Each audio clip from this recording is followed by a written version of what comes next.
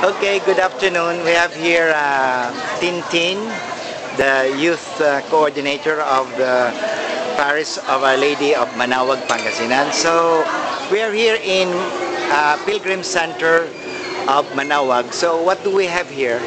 Good afternoon, Father. We have here the Manaoag Pastoral Assembly this afternoon for us to be together, to work together, to plan together as one community. Kasi kami po ay isang parokya, marapat lamang, Father, na kami ay nagkakaisa at nagkakasama sa pananampalataya sa ating mahal na Panginoon at lalo na ang ating mahal na Birhen dito sa Our Lady of Manaoag. Okay, anong ina-expect mo ngayon, Tintin, sa mangyayari ngayon sa Pastoral Assembly? Kasi marami ng mga tao, marami ng mga parish organizations, marami ng galing sa BEC.